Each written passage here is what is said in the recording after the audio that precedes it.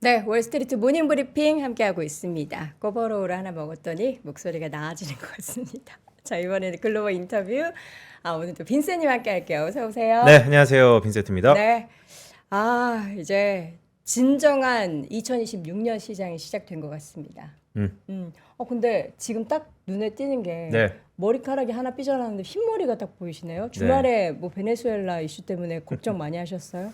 네, 전쟁 중인데요. 네. 네, 전쟁은 치고받아야 전쟁인데. 그러니까 우리가 이게 전쟁 중인다 이렇게 말씀하셔서 이게 전쟁인가요? 저는 반문했거든요. 왜냐하면 베네수엘라가 미국을 공격한 건 아니잖아요. 네, 그러면 미국이 베네수엘라의 대통령을 생포한 거 이게 과연 뭐 다른 여러 가지 뭐 셈법이 복잡하겠지만 주식 시장에 영향이 있을까? 음. 있어요. 있는지 없는지는 이분 모셔갖고 네. 들으면 될 것 같은데, 그럼 저 개인적으로 먼저. 봤을 때는 음, 치고받아야 전쟁인데 한쪽으로만 계속 치고 있어가지고. 그렇죠. 네, 그럼 오늘 또 하루에 하나 문장을 준비하셨을 텐데 어떤 문장을 준비하셨을까요? 네, 하루에 하나도 중요한데 네. 건강관리하세요. 네, 알겠습니다. 죄송합니다. 자, 오늘 하루에 하나는 네. 베네수엘라 얘기입니다. 베네수엘라. 네, 베네수엘라 보니까 매장량은 1위고요. 음.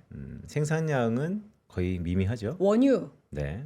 원유의 매장량이 1인데 저걸 제대로 생산하지 못하는 건 이게 또 뭐 정부 탓이다 뭐 이런 얘기 많던데 맞아요? 네, 뭐 기업으로 따지면 네. 망해야죠. 망해야 될 기업이다. 내가 가지고 있는 자산이 이렇게 많은데 제대로 운영하지 못하는 기업이다. 저럴 때 가장 필요한 게 이제 컨설팅 같습니다. 음. 근데 미국은 그런 컨설팅을 명분으로 작용해서 개입을 했지만 네. 세상에 공짜는 없죠. 따라서 분명히 미국에도 후폭풍이 있을 텐데 어찌됐든 우리 금융시장에는 단기적으로 봤을 때는 전쟁이라는 것은 치고 받아야 되기 때문에 한쪽에 치는 것이 과연 우리 시장에 얼마나 여파가 있을까에 대해서는 다소 좀 의구심이 있다. 알겠습니다. 시장에 미치는 여파가 과연 제한적일 것인지, 그러니까 약간 그런 것도 있어요. 워낙에 지난주에 연초부터 우리 시장 확 달렸잖아요. 네. 나 아직 못 샀는데 하시는 분들이 주말 사이에 있었던 이런 지정학적 리스크 소식에 딱 영향을 받아서 시장이 좀 눌리면은 사야지 하는 그런 마음을 하셨을 텐데 네. 그렇지 않으면 또 음. 어떻게 해야 될지 고민되는데 음. 그냥 비싸다 생각하지 말고 네. 같이 가야 되나요? 네, 주식은 뭐 항상 비쌌고 음. 네, 기다리던 조정은 오지 않는다. 뭐 등등. 네, 여러분들이 기다려서 조정이 안 오는 것 같습니다. 특히나 이제 대표적으로 기다리는 게 저였거든요. 네. 제가 기다리니까 안 올 것 같은 조정인데 과연 이제 2026년 시장을 어떻게 우리가 또 대응을 해야 될지 빨간배 선생님 한번 네. 모셔보도록 하겠습니다. 하나증권 리서치센터 글로벌 투자 분석실 이재만 실장 함께합니다. 실장님 어서 오세요. 네, 어서 오세요. 안녕하세요. 새해 복 많이 안녕하세요. 받으십시오. 새해 복 많이 받으십시오. 네. 네.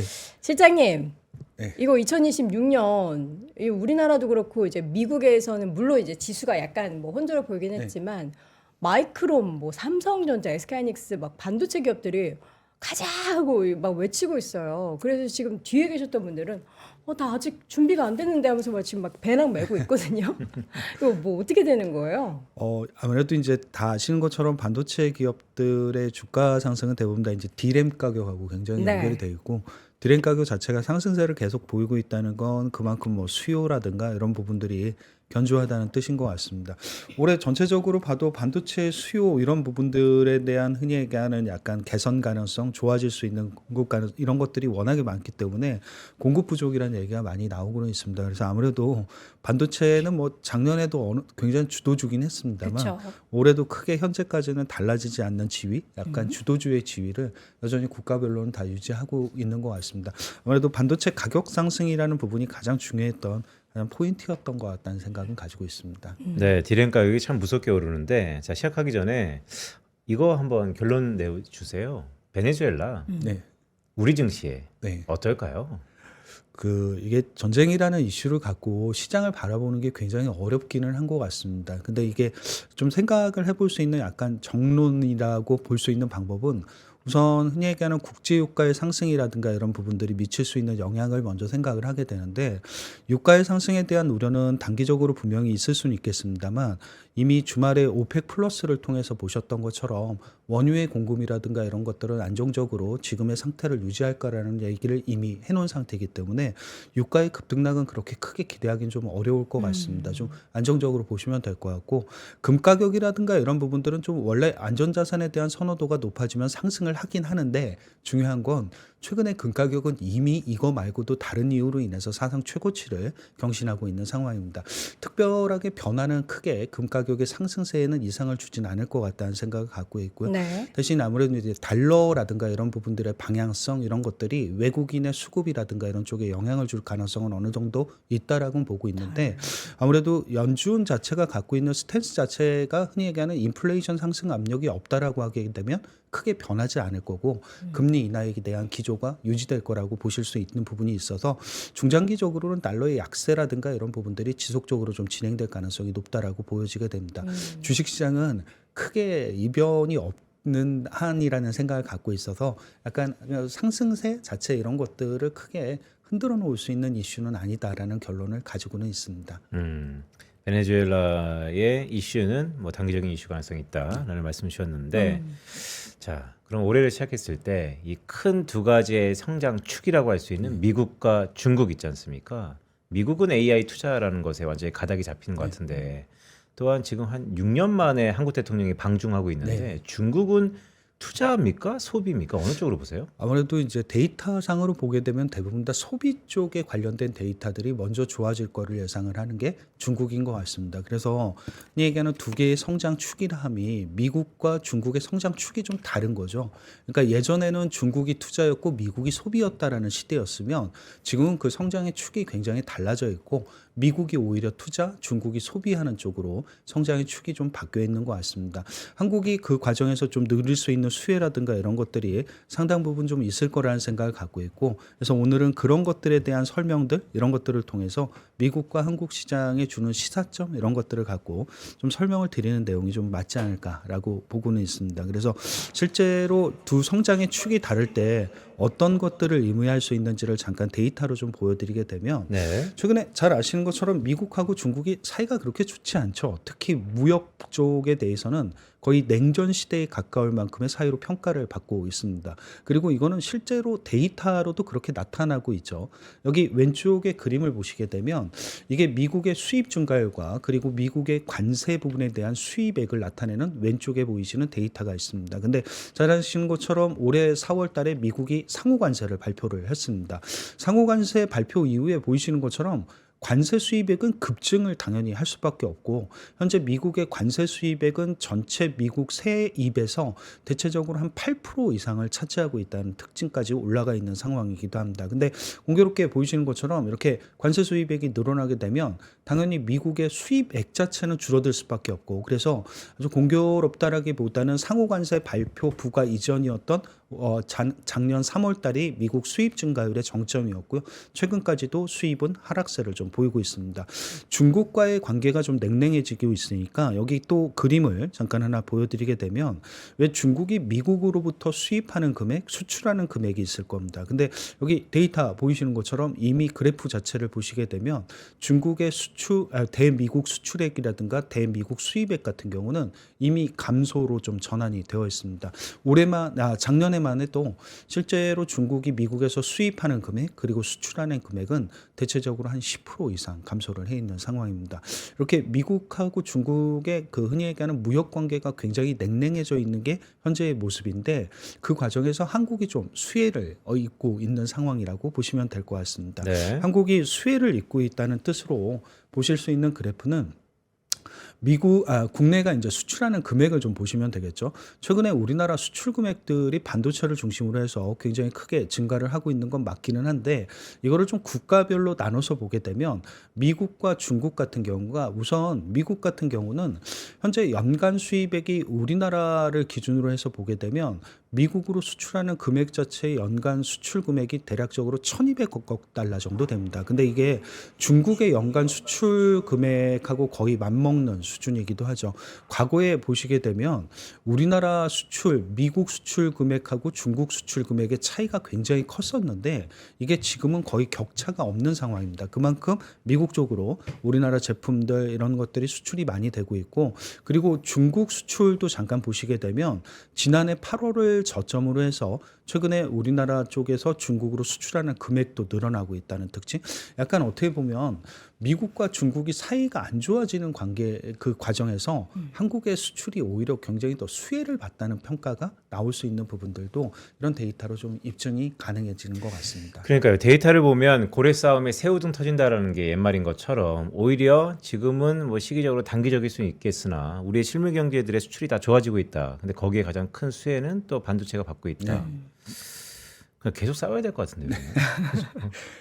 어떻게 보면 굉장히 좀 사이가 굉장히 크게 안 좋아진 관계가 있고 그래서 평행선을 걷는 듯한 미국과 중국의 모습을 갖고 있는데 그 사이에서 조금 한국이 수출의 경기를 통해서 약간 수혜를 본 거는 어느 정도 있지 않을까라는 생각을 해보실 수 있는 부분은 갖고 있는 것 같습니다. 과거에 우리가 2017년에는 새우등 엄청 터졌었는데 네. 그때는 지금처럼 뭔가 AI 붐 이런 시기는 아니었잖아요. 그렇죠. 아무래도 그냥 그때 당시에는 IT 서버 투자의 붐이 좀 네. 있기는 했습니다만 2018년에 처음으로 이제 미중 무역 분쟁이 갈등이 생기게 되면서 네. 그 과정이 너무 처음이었고 경험이 없다 보니까 그렇죠. 흔히 얘기하는 모든 뭐 미국도 그랬고 그때 당시 중국도 그랬고 한국도 그랬고 전체적으로 반도체 뭐 흔히 얘기하는 약간 IT 이런 쪽들이 수출이 위축이 됐었고 실적이 안 좋아졌던 건 맞았었던 부분이긴 한데 현재는 좀 대응 방안이 좀 다르다라고 보시면 될 것 같습니다. 지금 어떻게 보면 또 우리가 없으면 안 되잖아요. 한국이 없으면 안 되고 한국 기술이 또 없으면 안 되는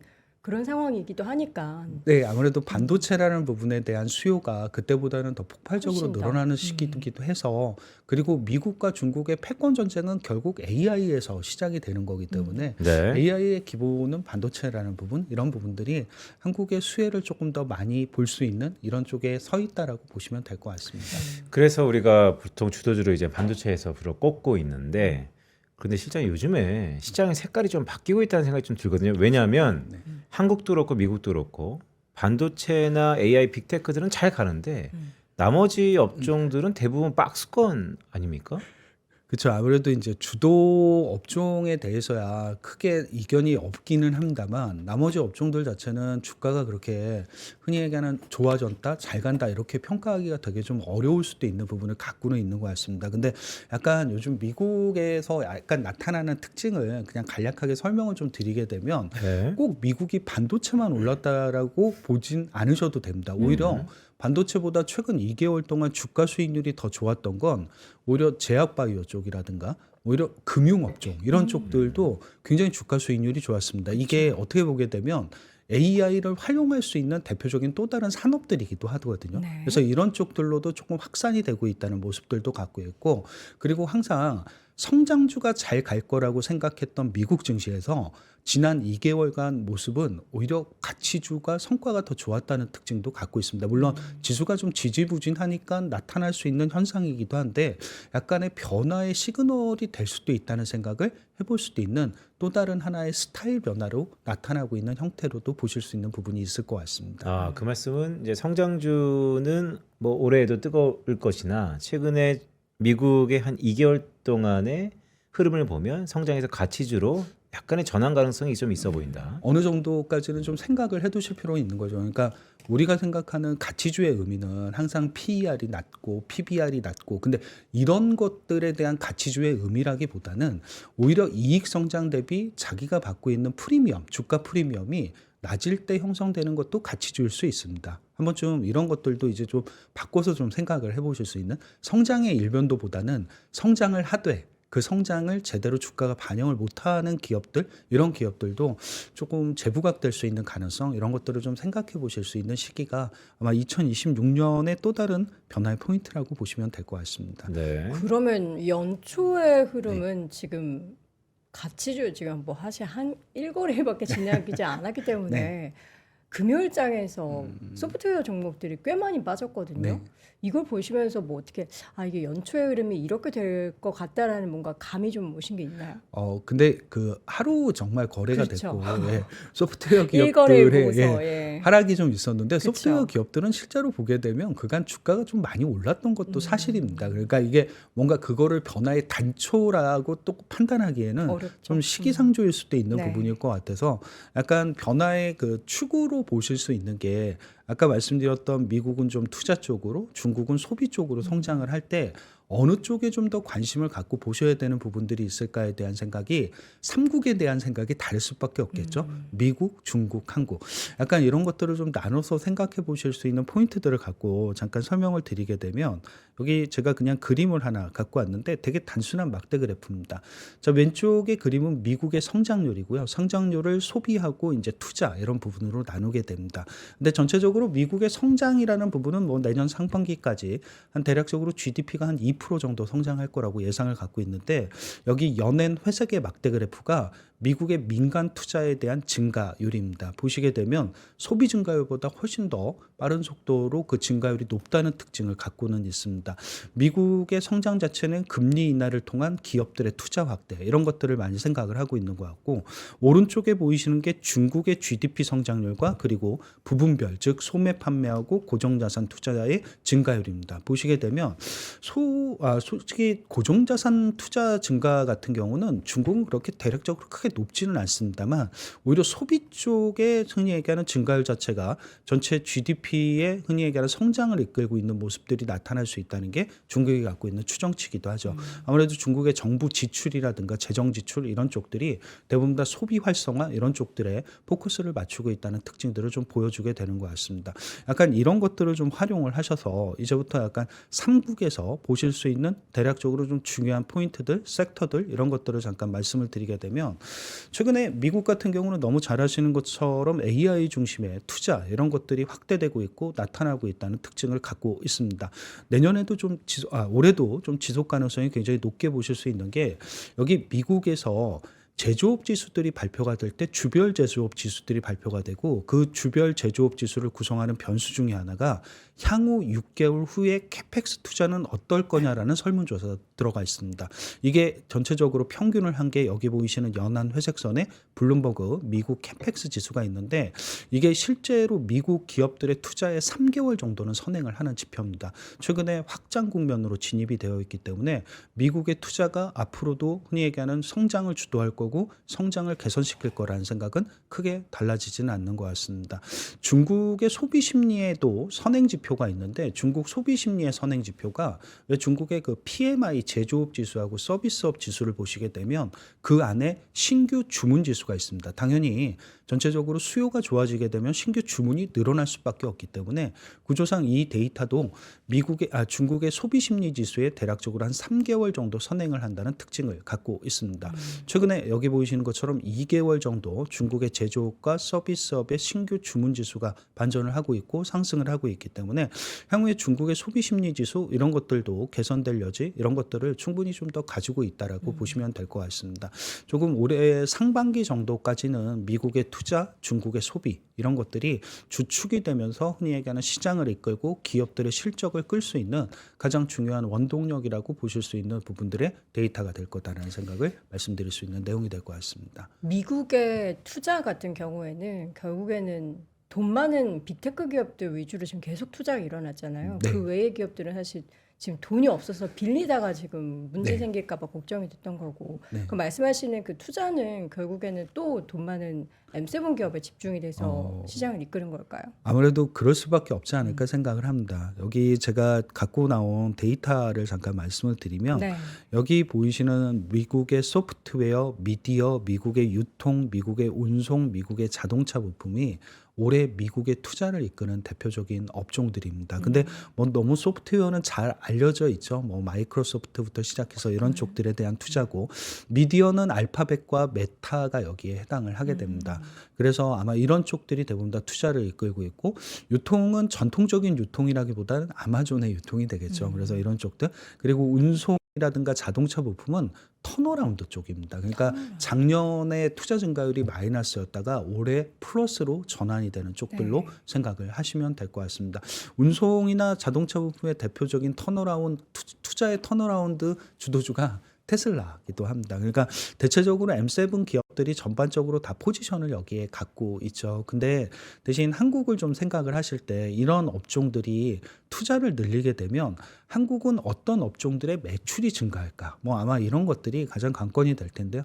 여기 코스피부터 보시게 되면 우리나라에서 미국에서 해당 업종들이 이렇게 투자를 늘리게 되면 가장 매출 추정치가 빨리 올라갈 수 있는 업종들 보시게 되면 우리나라 대표적으로 에너지, 기계, 자동차 부품, 반도체, 2차 전지, IT 하드웨어 이런 쪽들이 여기에 포지션을 갖고 있습니다. 반도체나 기계는 거의 잘 빠지지가 않는다는 특징을 좀 갖고 있고 당연히 반도체가 들어가는 과정에서 우리나라 반도체 소부장이라고 불리우는 IT 하드웨어도 여기에 동반해서 포함이 된다는 특징들을 갖고 있습니다.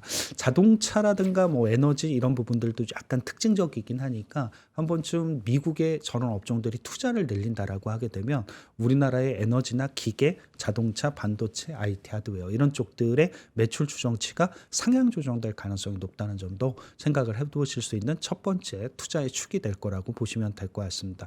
대신 중국의 소비가 늘면 좀 다를 수 있겠죠. 이거는 미국의 투자라는 부분에 대한 축이고요.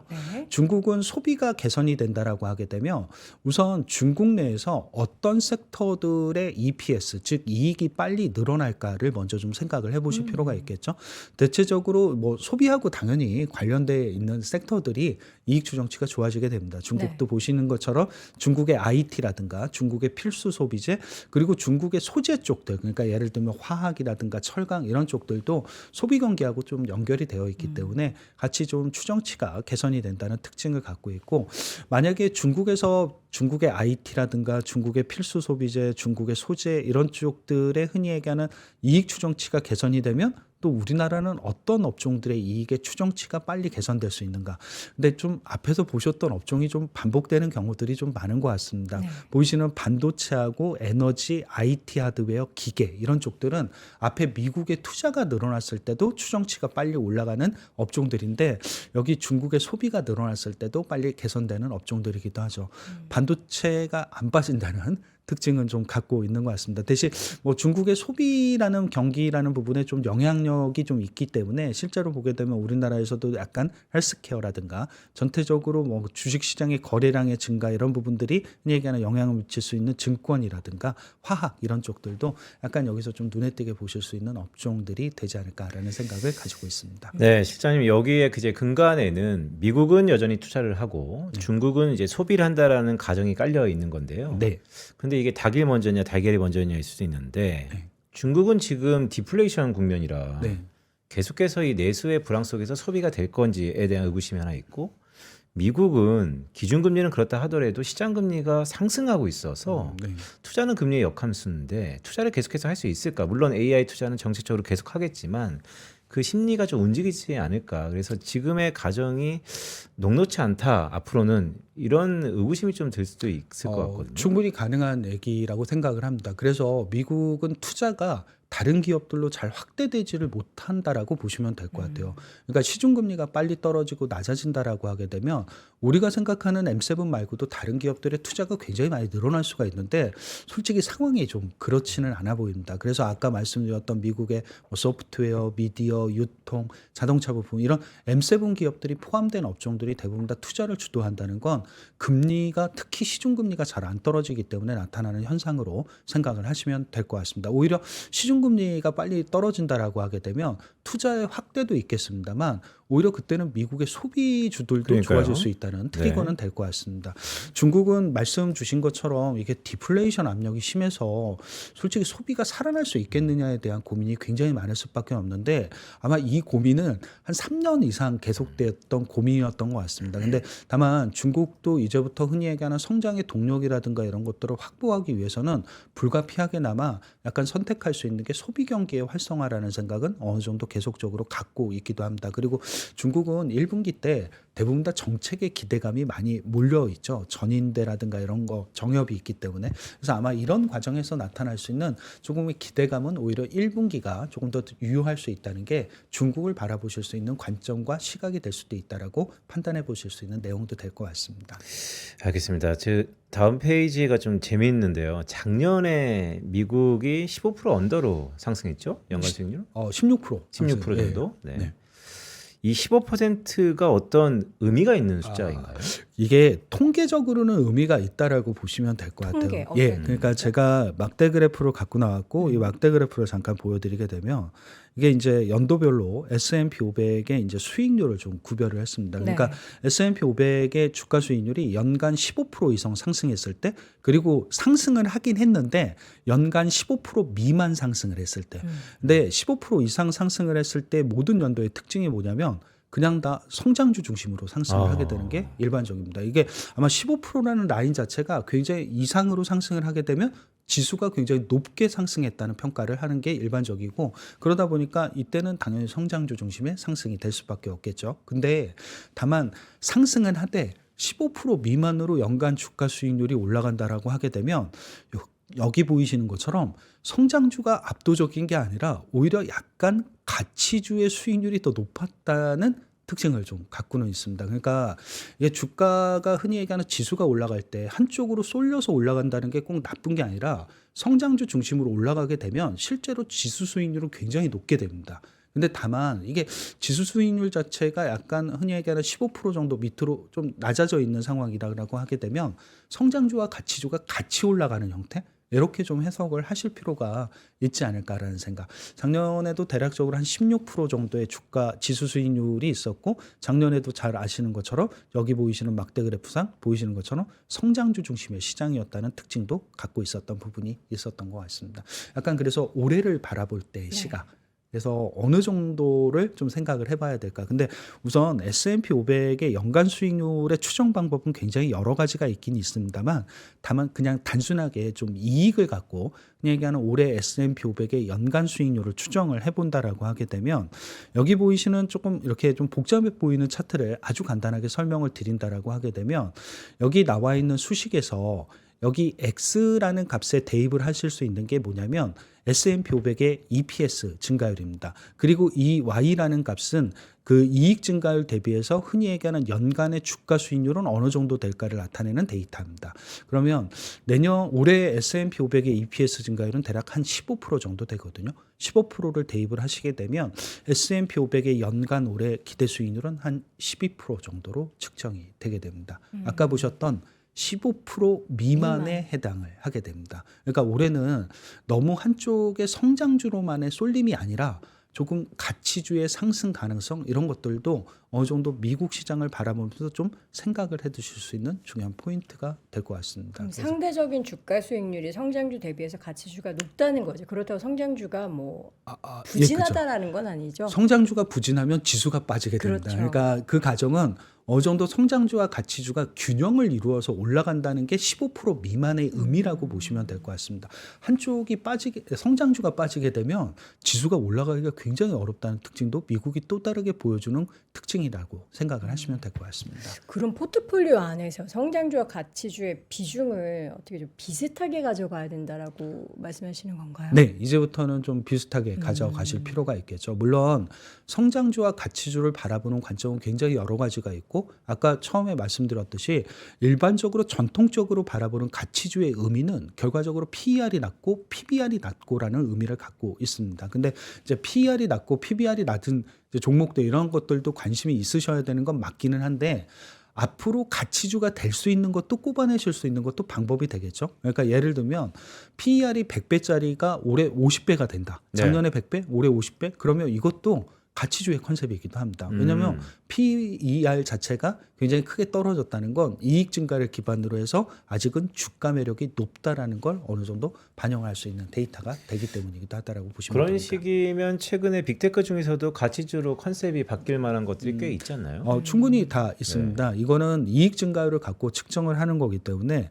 예를 들면 제가 여기 테이블에 M7 기업들을 잠깐 보여드리게 되면, 전반적으로 M7 기업들 중에서 당연히 이게 투자는 어느 정도 증가를 해야 되고, 그리고 매출도 증가를 해야 됩니다. 그리고 매출보다는 흔히 얘기하는 이익 증가율, 순이익 증가율의 전망치가 더 높은 기업들이 대체적으로 좀 가치주화 될 가능성이 좀 높다라고 보시면 될 것 같아요. 예를 들면 엔비디아는 PER이 아직도 높기는 하죠. 여기 보이시는 것처럼 2026년 2025년에 엔비디아의 순이익 대비해서 시가총액 여기 보이시는 PER이 대략적으로 62배 정도 됩니다. 근데 내년 이익 대비 지금 2026년 순이익 대비해서 현재 시가총액 비율을 그럼 PER이 한 40배 정도 되거든요. 그러면 60배짜리가 40배가 되는 것도 가치주의 영역에서 보실 수 있다라고 하게 되면 PER이 낮게 형성이 될 수 있는 대표적인 기업군이 되는 거죠.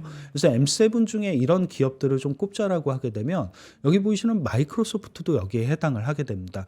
올해 매출 증가율이 대략적으로 한 17% 정도 전망치를 갖고 있는데 순이익 증가율 전망치가 한 19% 정도 되죠. 그래서 PER이 작년에는 36배, 올해는 30배 정도로 16% 정도 PER이 낮아지게 됩니다. 이런 것들도 가치주의 영역이고 테슬라도 약간 이런 측면으로 보게 되면 PER 하락이 굉장히 큰 종목 중에 하나가 되기도 합니다.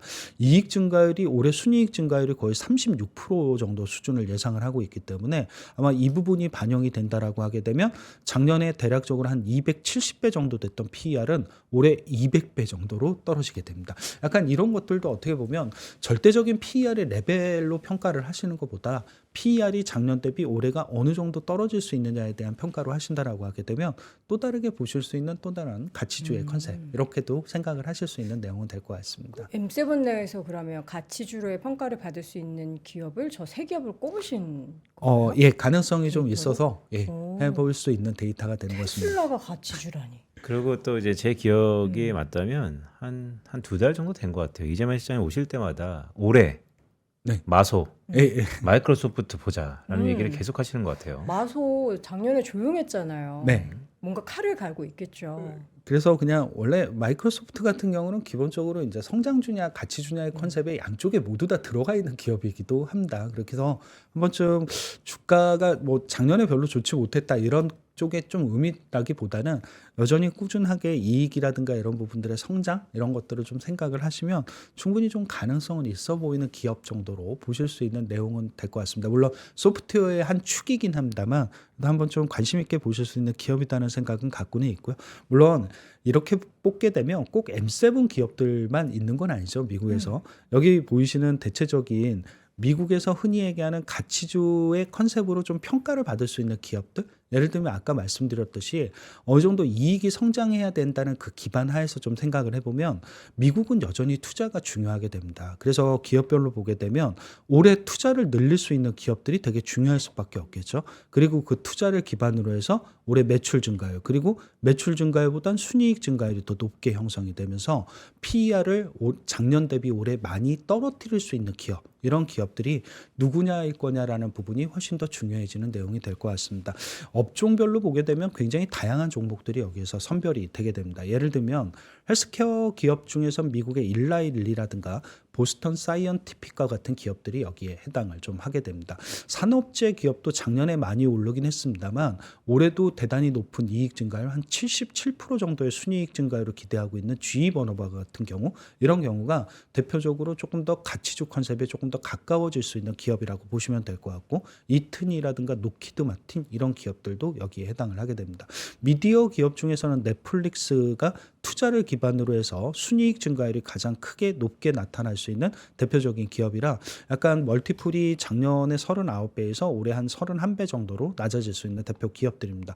소프트웨어 기업 중에서 아까 마이크로소프트도 말씀을 드리긴 했습니다만 미국에서 투자를 기반으로 해서 흔히 얘기하는 매출과 이익 성장에 대한 기대가 높고 그래서 PER이 크게 낮아질 수 있을 거라는 기대를 갖고 있는 게 대표적으로 팔란티어라든가 서비스나우라든가 팔로알토 네트워크스 이런 기업들이 여기에 해당을 하니까 조금 더 소프트웨어 기업들은 이런 쪽으로도 관심을 가져보시면 될 것 같고요. 네. 그리고 미국에서 의외로 은행이라든가 흔히 얘기하는 다각화 금융 쪽들도 이익 증가율이 굉장히 높습니다. 아무래도 이제 핀테크라든가 여러 가지 활용 방안들에 대한 생각들이 조금 반영이 됐기 때문에 나타날 수 있는 현상인데 미국에서 오히려 이제 시티그룹이라든가 마스터카드라든가 너무 잘 아시는 로빈훗 같은 기업들 이런 기업들도 보시는 것처럼 어느 정도 투자와 그리고 매출과 이익 증가를 갖고 멀티플을 조금 더 크게 낮출 수 있는 대표적인 기업들이라고 보시면 될 것 같습니다. 이게 우리가 생각하는 전통 가치주랑은 뭔가 네. 그 성격이 다르죠. 그렇죠. 그러니까 네. 산정 방법이 좀 참신한데 네, 네. 근데 여기에 이제 가장 그래서 들으면서도 그래서 했던 거는 기준이 좀 중요한 것 같아요. 네. 왜냐하면 지금의 차이는 이제 이해하겠어요. 성장에서 가치주로 이 멀티플의 차이만큼의 가치주 컨셉이 들어갈 수 있겠구나. 그런데 이거를 어떤 기준으로 봐야 되는지. 우선 이거는 업종 안에서 보시는 게 맞을 겁니다. 왜냐하면 전체 가치주를 평가할 때 PER이 항상 낮은 쪽은 아까 잠깐 보셨을 때 금융업종들이 PER이 항상 낮을 수밖에 없거든요. 네. 그 이익의 규모 대비해서 그냥 절대적으로 평가받는 시가총액은 다른 업종들 대비해서 가장 낮기 때문에 나타나는 현상입니다. 금융업종과 반도체를 같이 비교할 수는 없습니다. 그래서 그 업종 안에서 흔히 얘기하는 가치주를 꼽아내실 때는 업종별 데이터를 갖고 비교를 하시고 그거를 기준점으로 두시는 게 가장 맞으실 것 같습니다. 예를 들면 반도체 기업 중에서 미국에서 PER이 가장 크게 떨어질 수 있는 기업은 엔비디아하고 마이크론 테크놀로지입니다. 이렇게 약간 그 업종 안에서 현재 종목들을 선별하실 때 가치주라는 기준을 저렇게 PER을 크게 낮출 수 있는 기업들로 보시는 게 조금 더 낫지 않을까라는 생각 가지고 있습니다. 업종 내에서 랭킹을 매겨라. 네. 네. 우리나라는요? 우리나라 예를 한번 들어볼까요? 우리나라 같은 경우는 실제로 보게 되면 한국 같은 경우는 아까 왜 미국의 투자 그리고 중국의 소비 이런 것들을 보실 때 선행 지표를 잠깐 말씀을 드렸습니다. 여기 왼쪽에 그림에 보이시는 미국의 투자의 선행 지표가 미국의 캐펙스 지수라는 얘기를 드렸고 오른쪽에 보이시는 중국의 소비 심리를 보실 수 있는 선행 지표는 당연히 중국의 제조업과 서비스업의 신규 주문 지수라고 얘기를 드렸는데 이 선행 지표들은 여기 보이시는 것처럼 한국의 이익과도 굉장히 연관성이 높은 지표이기도 합니다. 뭐 당연히 그럴 수밖에 없겠죠. 우리나라 수출이라든가 이런 것들을 보실 수 있는 중요한 변수들의 데이터이기 때문에 당연히 우리나라 기업들의 이익과 연결고리가 높다라고 보실 수 있는 부분이 될 것 같습니다. 미국의 투자와 중국의 소비라는 가장 베스트한 조합이 나타나는 케이스긴 하겠습니다만 이런 베스트한 조합에서 한국 기업들의 이익이 증가할 수 있다는 부분들, 여전히 이런 부분들은 한국 기업들을 조금 더 긍정적으로 바라보실 수 있는 중요한 포인트가 된다라고 보시면 될 것 같습니다. 대신 한국 같은 경우는 앞으로 2026년도에 2025년과 달라질 수 있는 게 뭐냐라고 하게 되면 아무래도 환율이지 않을까 싶기는 합니다. 원달러 환율이 1,500원을 넘어갈 거라는 그런 공포라기보다는 이제부터 정부의 개입이라든가 이런 것들로 인해서 환율이 조금 지금보다는 원달러 환율이 떨어질 수 있다는 가능성 이런 것들을 좀 생각을 하시겠죠. 물론 원달러 환율이 예전보다 크게 낮아질 거다라는 생각을 하기는 쉽진 않을 수 있어도 1,500원을 넘어갈 거라는 생각보다는 오히려 1,400원 쪽으로 더 떨어질 수 있다는 가능성을 좀 생각을 해보신다라고 하게 되면 환율이 떨어져서 생길 수 있는 즉 원화의 강세가 만들어낼 수 있는 수입품의 단가 하락 이런 것들이 그 흔히 얘기하는 생산 원가에 대한 절감 효과 그래서 우리나라 기업들의 수익성의 개선으로 이어질 수 있는 이런 부분들도 우리나라 기업들의 이익 측면에서는 좀 생각해 보실 수 있는 중요한 경로와 통로가 될 거라고 보시면 될 것 같습니다. 여기 오른쪽 막대 그래프만 잠깐 보시게 되면 원달러 환율이 하락을 하게 되면 우리나라에서 수익성이 개선되는 업종들은 전통적으로 어떤 업종들이었을까? 보시는 헬스케어라든가 유틸리티, 반도체, 화학, 조선, 디스플레이 이런 쪽들이 대표적으로 여기에 해당을 하게 됩니다. 특히 원화 강세면 우리나라 은행이라든가 필수 소비재와 같은 전통적인 내수주의 강세 이런 부분들도 그들이 느낄 수 있는 흔히 얘기하는 약간 비용 절감 효과도 분명히 여기에는 포함이 돼 있기 때문에 나타나는 현상이다라고 보시면 될 것 같아요. 그래서 중국과 미국의 흔히 얘기하는 미국의 투자 지표, 중국의 소비 지표에도 반응을 하고 저렇게 원달러 환율이 떨어졌을 때 수익성이 개선이 나타날 수 있는 종목들 아마 이런 부분들이 우리나라에서 PER을 조금 더 빨리 떨어뜨릴 수 있는 대표적인 종목군으로도 형성이 가능할 거다라는 생각을 해보실 수 있는 내용도 될 것 같습니다. 원가 절감의 그 사실 기간이 되게 일시적이지 않을까라는 그런 생각도 좀 들긴 하는데 아무래도 원화 강세가 굉장히 조금 오래 지속이 되게 네. 되면 그리고 원화 강세의 폭 자체가 굉장히 커지게 되면 수출 가격에 미치는 영향이 훨씬 더 커지게 됩니다. 그래서 자연스럽게 조금 수출 경기라든가 수출 기업들의 흔히 얘기하는 이익 이런 부분들은 조금 부정적인 영향을 받을 수밖에 없습니다. 근데 단기적으로 좀 생각을 해보시면 원화의 강세 이런 부분들이 미칠 수 있는 거는 수입품에 대한 품목별로 보게 되면 약간 원가 하락 이런 것들도 좀 생각을 먼저 해보실 수 있어서 아마 이 부분이 조금 선제적으로 좀 나타나지 않을까 보실 수 있는 내용은 될 것 같습니다. 기업도 봐야죠. 네. 마지막으로 한국 기업들 잠깐 보여드리게 되면 아까 제가 말씀을 드릴 때 미국은 투자로, 중국은 소비로라는 얘기를 드렸습니다. 그러면 미국의 투자 지표가 좋아지고 중국의 소비 지표가 좋아질 때 어떤 종목들의 이익 추정치가 이제부터 빠르게 상향 조정됐는가는 먼저 네. 체크를 해두실 필요가 있고요. 기본적으로 원달러 환율이 하락을 하게 되면 단가, 그 생산 원가가 낮아져서 흔히 얘기하는 영업이익률이 상승할 수 있고, 그래서 올해 영업이익률이 작년 대비 크게 올라갈 수 있는 기업들, 이런 기업들로 선정을 하시면 될 것 같습니다. 당연히 PER은 이익 증가를 기반으로 해서 떨어져야 되겠죠. 아까 가치주의 컨셉 이런 것들을 말씀을 드릴 때 여기에 이제 해당할 수 있는 기업들을 잠깐 보시게 되면 우선 첫 번째로는 물론 이게 시가총액 순이긴 합니다만 대표적으로 여기에 삼성전자가 들어가게 됩니다. 멀티플이 굉장히 크게 떨어지죠. 작년에 20배였던 PER은 올해 이익 기준으로 해서 현재 시가총액을 대비하시게 되면 10배 정도로 낮아지게 됩니다. 굉장하게 조금 메리트가 있다는 생각을 가져보실 수 있는 내용이 될 것 같고요. 그 외에 꼭 반도체 아니더라도 보이시는 것처럼 우리나라 제약바이오 중에서는 삼성바이오로직스 이런 쪽들이 여기에 해당을 하게 되고, 여전히 조선방사는 상당히 우위에 있습니다. 그래서 보이시는 HD 현대중공업이라든가 한화 에어로스페이스 이런 쪽들이 여기에 해당을 하게 됩니다.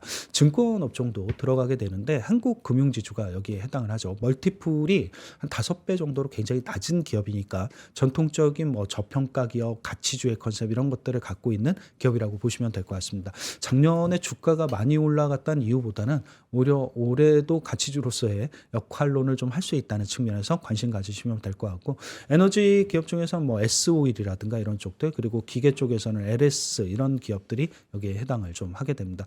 밑에 보이시는 기업들도 상당히 조금 가치주의 영역 안에 들어갈 수 있는 가능성들이 좀 높은 기업들, 절대적인 PER이 높다라는 것보다는 작년보다 올해 PER이 얼마나 더 떨어질 수 있는가를 좀 생각을 해보신다라고 하게 되면 충분히 좀 가능성이 있어 보이는 기업군들이라 관심 갖고 보시는 것도 괜찮으실 수 있는 방법이 될 것 같습니다. 네. 이 연초에 첫 출연이신데 항상 저희에게는 우리 이재만 실장님이 다양한 논리를 제시해 주시고 우리에게 사실 여러분 찾으세요 이렇게 안 해주고 다 이렇게 꼼꼼하게 하나씩 종목까지 미국, 한국 정리해 주시잖아요. 이재만 시장이 네. 가장 갖고 있는 강력한 네, 파워는요. 그때그때 트렌드를 잡아서 포트폴리오를 제시한다는 그러니까요. 것이죠. 그래서 저는 여기서 항상 교집합을 찾는 걸 되게 재밌어 하거든요. 지난번 아이디어 이거 들어오는데 얘 여기도 좋다고 하면서 그거 여러분들이 모아가시다 보면은 올 한 해, 뭐 작년에도 그러셨겠지만 올 한 해에도 여러분들이 원하시는 그런 좀 포트폴리오 수익을 또 누리실 수 있지 않을까 싶습니다. 오늘도 또 꼼꼼하게 빨간 선생님 역할을 해주신 우리 시장님께 감사 말씀드리겠고요. 지금까지 하나증권 리서치센터 글로벌 투자분석실 이재만 실장과 함께했습니다. 실장님 고맙습니다. 고맙습니다. 감사합니다. 자, 월스트리트 모닝 브리핑 오늘도 함께 하셨습니다. 지난번에 저희가 미국과 중국 투어 2월 달에 간다고 말씀드렸잖아요. 근데 이전에는 중국 투어가 없었는데 이번에 새로 생기면서 이전에 미국 가셨던 분들이 이번에 중국도 가겠다 하면서 이미 또 신청하시는 분들이 많으시더라고요. 그만큼 여러분들이 한번 이 3프로 투어를 떠나보시면 만족도가 굉장히 높다는 것을 확인해 보실 수가 있겠고요. 미국 아직 안 가셨나요? 우리 돌아오신 건가요? 지금 밖에 네, 오셨네요. 여러분들이 정말 좋아하시는 김프로님이 와 계신데 오늘 아침 라이브 함께 하시는 겁니까? 아니에요? 잠깐 오신 거예요? 예, 새해 인사하시려고 오신 것 같습니다. 여러분들 이번에 저희가 미국과 상해 투어 두 군데 모두 준비했으니까 이번에는 놓치지 않으셨으면 좋겠어요. 여러분들에게 뭐 좋은 추억도 추억이지만 정말 어디서도 만날 수 없는 커리큘럼으로 함께 하실 테니까 함께 하시면 좋을 것 같습니다. 자세한 커리큘럼 관련한 사항은 영상 하나 링크 참조해 주시고요.